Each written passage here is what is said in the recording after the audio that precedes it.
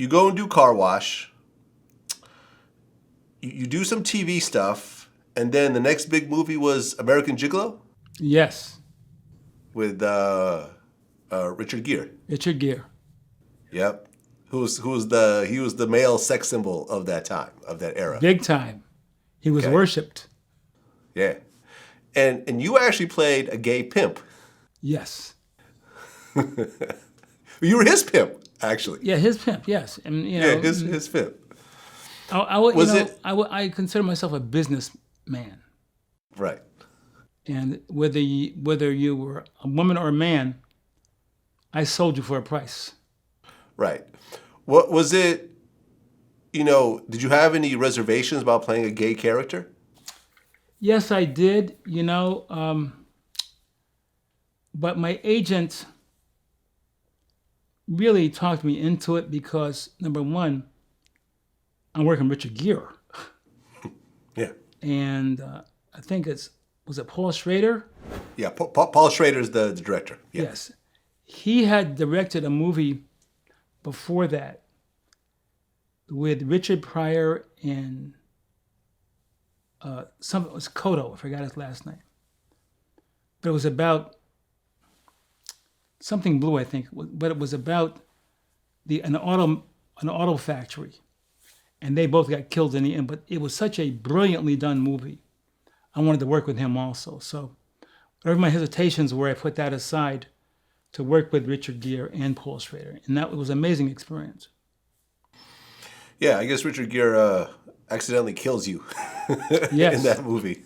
Yes. Off the balcony. Yeah, and my boots were in his hands. Right. Okay.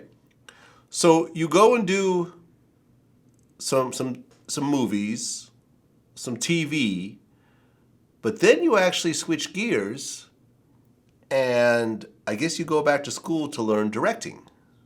Yes, I always wanted to. I directed plays. I wrote my own plays. I directed other people's plays in New York and here in LA. But I was always intimidated. I always wanted to direct film, but I was always intimidated by the equipment. I mean, the camera, the lights, the sound, all the crew members. I mean, it was like intimidating. So I was on a show called Palmerstown, USA, which Norman Lear and Alex Haley co-executive produced with Jonelle Allen, and we co-starred in it with some other good people. But I didn't work for 2 years after that. And so a friend of mine said, Bill, why don't you just apply to AFI? I applied and I got in. And so Tony Vellani and Gene Furstenberg were running AFI at that time. Up at the mansion off of Sunset. And it was one of the most, how can I say, powerful experiences I had in my life. The book at that time that they went by was by Michelli, The 5 C's of Cinematography. They taught the details of that.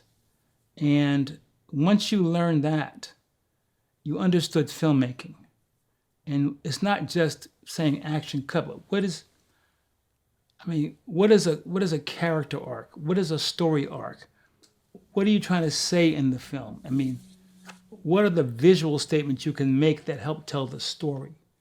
They taught the specifics of that. And the thing that was cold-blooded about it, they're preparing you for the reality of Hollywood. So after every quarter, you have to go down in the basement of the mansion, and they had a list.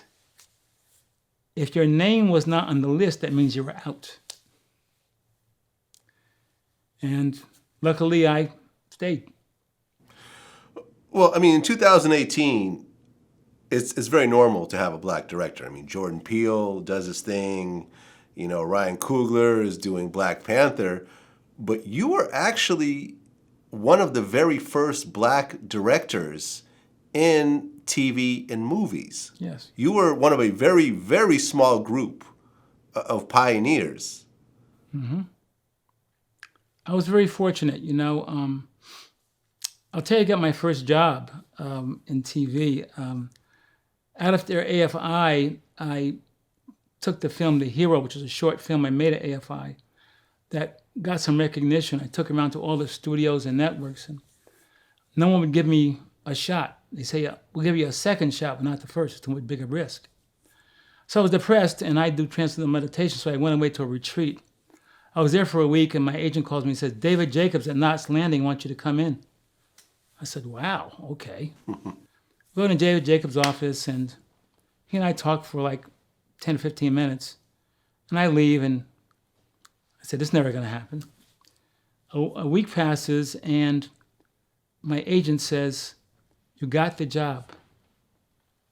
I was in shock. I mean, directing not one of the hottest shows on TV at the time. I told everybody I knew. So I, went there and, in pre-production, and my last day of pre-production, I think it was Joel Wallenstein was the line producer at the time, came to me and said, hey, Bill, pre-production was great, but I knew you were going to be good based upon your reel. I said, what reel? Well, the reel that you turned into David. I said, no, I just got an AFI. He said, wait, whoa. He goes into David Jacobs' office. David Jacobs had mixed my reel up with somebody else's. And that's how I got my first job. So you got hired by accident, basically. But I got hired. But you got hired and you kept the job.